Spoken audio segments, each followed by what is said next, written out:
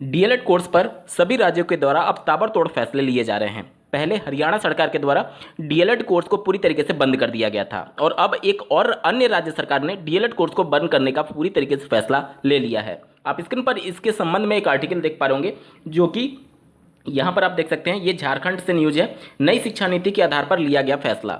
चूंकि नई शिक्षा नीति पूरे देश भर में लागू है, तो केवल ये राज्य विशेष का मामला नहीं है, क्योंकि भविष्य में जाकर के सभी राज्य के अभ्यर्थी इससे प्रभावित होने वाले हैं। जल्दी से एक बार पढ़ लेते हैं। राज्य में अब नहीं होगा डीएलएड, शिक्षा विभाग ने लगाई रोक। यहाँ पर लिखा गया है, शैक्षणिक सत्र 2023-25 में एडमिशन ले लिए हैं तो रद्द करें संस्थान। यहाँ पर देखिए, रांची से ये न्यूज आर्टिकल प्रकाशित की गई है।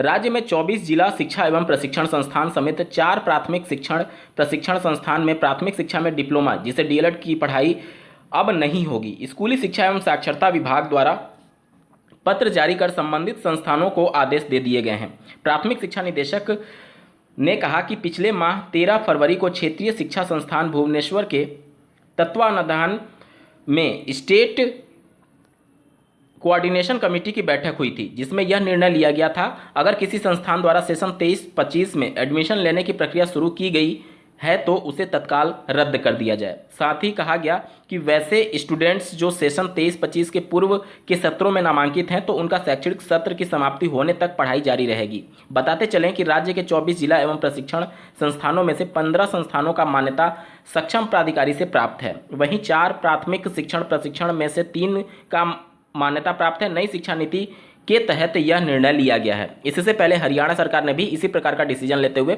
हरियाणा में जो डीएलएड कोर्स चलते थे उन सबको पूरी तरीके से बंद कर दिया है। अब 2 राज्य हो चुके हैं जो कि डीएलएड कोर्स को बंद कर चुका है। राष्ट्रीय शिक्षा नीति 2020 में ये बातें मेंशन की गई हैं कि 2030 के बाद से शिक्षा के क्षेत्र में अपना करियर जो भी अभ्यर्थी बनाना चाहते हैं, उनको एक ही कोर्स से होकर के गुजरना होगा, जिसे बीएड के नाम से जाना जाएगा। अब ये बीएड 3 प्रकार का होगा। पहला 1 वर्षीय बीएड, जिसे आप पोस्ट ग्रेजुएशन के बाद कर सकते हैं। दूसरा 2 वर्षीय बीएड, जो कि नेचुरल जो अभी के तौर पर चलता है, नॉर्मल वाला बीएड, वो वाला बीएड होगा, जिसे आप ग्रेजुएशन के बाद कर सकते हैं। और तीसरा 4 वर्षीय बीएड, जिसे आईटीईपी के नाम से जाना जाएगा, इंटीग्रेटेड टीचिंग एजुकेशन प्रोग्राम। ये कोर्स 4 साल का होगा, जिसमें आप इंटरमीडिएट के बाद एडमिशन ले पाएंगे। इसमें आपको ग्रेजुएशन के साथ साथ बीएड की भी डिग्री दी जाएगी, यानी कि बीए बीएड, बीएससी बीएड और इसी प्रकार से कुछ और इंटीग्रेटेड कोर्सेज चलाए जाएंगे, जिसमें शिक्षा के साथ साथ आपको ग्रेजुएशन की भी डिग्री दी जाएगी। कहने का मतलब कि शिक्षा के क्षेत्र में जो बैचलर डिग्री होती है, बीएड के साथ आप ग्रेजुएशन की डिग्री 4 साल में ही प्राप्त कर पाएंगे।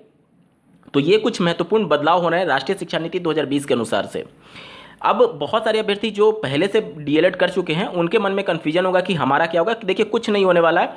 जो पहले से आप कर चुके हैं वो तो आपका लाइफ टाइम के लिए वैलिड रहेगा। आप देखिए, 2015 से पहले जो बीएड 1 वर्ष का होता था, उसे बंद कर दिया गया 2015 में। तो क्या वो लोग अभी एलिजिबल नहीं होते हैं शिक्षक भर्ती में? वो हमेशा मान्य रहेगा। हाँ, भविष्य में ये सभी कोर्सेज बंद किए जा रहे हैं।